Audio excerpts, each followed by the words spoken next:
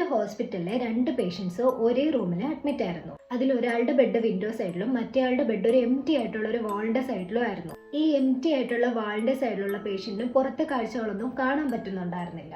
അതുകൊണ്ട് വിൻഡോ സൈഡിലുള്ള പേഷ്യന്റ് മറ്റേയാൾക്ക് എല്ലാ ദിവസവും പുറത്തെ വിഷ്വൽസ് എല്ലാം നല്ല ഡീറ്റെയിൽ ആയിട്ട് എക്സ്പ്ലെയിൻ ചെയ്ത് കൊടുക്കുമായിരുന്നു. നേരിട്ട് കാണാൻ സാധിച്ചില്ലെങ്കിലും ഈ എക്സ്പ്ലനേഷൻ അയാൾക്ക് വലിയൊരു റിലീഫാണ് കൊടുത്തുകൊണ്ടിരുന്നത്. പക്ഷെ പതിയെ ഇയാളുടെ മനസ്സിലോട്ട് ഒരു ജലസി ഫീൽ കടന്നു വരുന്നു. എന്തുകൊണ്ട് മറ്റേ പേഷ്യന്റിന് മാത്രം എല്ലാ ദിവസവും കാഴ്ചകൾ കാണാൻ കഴിയുന്നു, തനിക്ക് എന്തുകൊണ്ട് വിൻഡോ സീറ്റ് കിട്ടുന്നില്ല എന്നൊക്കെ അയാൾ ചിന്തിക്കുന്നു. പക്ഷെ വിൻഡോ സീറ്റ് തരുമെന്ന് നഴ്സിനോട് ചോദിക്കാൻ ഇയാൾക്ക് മടിയായിരുന്നു. ഒരു ദിവസം രാത്രി പെട്ടെന്ന് മറ്റേയാൾക്ക് ബ്രീത്തിങ് പ്രോബ്ലംസ് ഉണ്ടായി. തന്റെ ബെഡിനടുത്തുള്ള സ്വിച്ച് പ്രസ് ചെയ്ത് നഴ്സിനെ വിളിക്കാൻ ഇയാൾ തയ്യാറായില്ല. പിറ്റേന്ന് രാവിലെ നഴ്സ് വന്ന് നോക്കുമ്പോൾ അദ്ദേഹം മരണപ്പെട്ടിട്ടുണ്ടായിരുന്നു. ഫൈനലി ഈ പേഷ്യന്റിന് വിൻഡോയ്ക്ക് അടുത്തുള്ള ബെഡ് കിട്ടുന്നു. പക്ഷെ അയാൾ നോക്കുമ്പോൾ മറ്റേ പേഷ്യന്റ് എക്സ്പ്ലെയിൻ ചെയ്ത് തന്നിട്ടുണ്ടായിരുന്ന കാഴ്ചകളൊന്നും അവിടെ കാണാൻ സാധിക്കുന്നില്ല. ഒരു ബ്ലാങ്ക് ആയിട്ടുള്ള വിൻഡോ മാത്രമാണ് അയാൾക്ക് കാണാൻ സാധിച്ചത്. എങ്ങനെയാണ് കാണാത്ത കാര്യങ്ങൾ ഇത്രയും ബ്യൂട്ടിഫുൾ ആയിട്ട് എക്സ്പ്ലെയിൻ ചെയ്ത് തന്നതെന്ന് നഴ്സിനോട് ചോദിക്കുമ്പോൾ നഴ്സ് പറയാണ് അയാൾക്ക് കാഴ്ചകൾ കാണാൻ സാധിക്കില്ല, അയാൾ ബ്ലൈൻഡ് ആയിരുന്നു എന്ന്. പെട്ടെന്ന് അവിടെ മൊത്തം സൈലന്റ് ആയി.